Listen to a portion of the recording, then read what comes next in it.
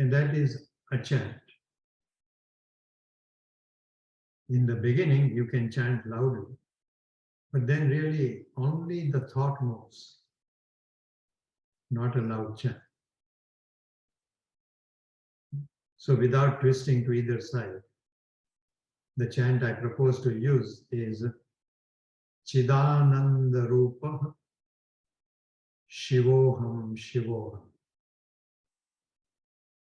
It is from Nirvana Shatakam by Shankara.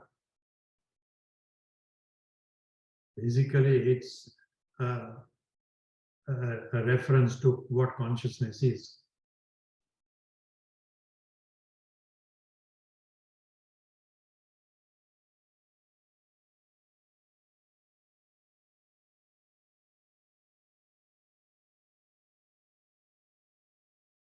Chit, or sometimes called the individual consciousness,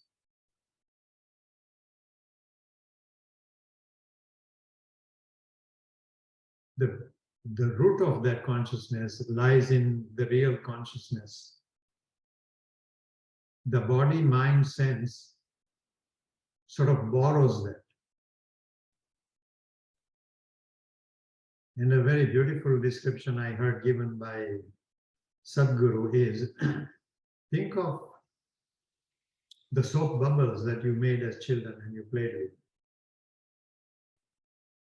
So Andrea makes her own soap bubble, I make my soap bubble. And we talk of my bubble is bigger or better than yours, mine has better color than yours. And there is a sense of individual bubbles. The existence of the bubble is because the soap bubble, soap film encapsulates some air. But should that film disappear, if there is a puncture, the film breaks. You can't say this is my air, that is your air. It is air. It's a good example, not a very good example, a good example to understand what we mean by consciousness. Not a very good example because in that example, you are not in the bubble. Only the air is. Whereas when this body, mind, sense encapsulate consciousness, I, the ego, is in there. So, but it's still a very good example. I can't think of a better example, in fact. But it helps you to understand. It helps the mind to understand what we mean in yoga when we talk of consciousness. There are not separate consciousnesses. There is but one consciousness. The blade of grass encapsulate that in a different way. My dog, if I have a dog, encapsulate the same consciousness in another way. Human being encapsulates it in a slightly different way. But while the encapsulating cover may be different, with the blade of the grass, with the dog, with this human being, the consciousness in that is not very different.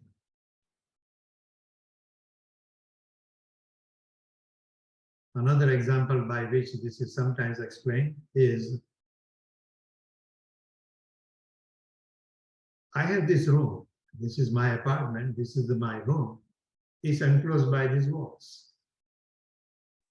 And as a human being, my sense is that this is my space.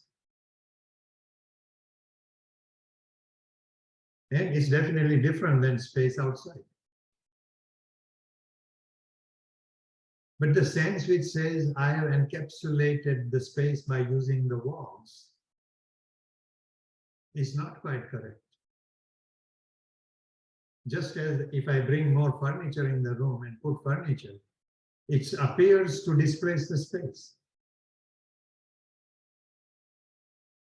But should the furniture go away, all the furniture go away or is destroyed, or should these walls disappear, the space is fine, nothing has happened to the space.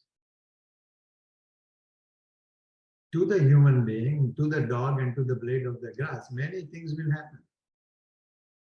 It appears to be born, appears to die, appears to go through many, many different changes, appears to struggle, appears to feel happy.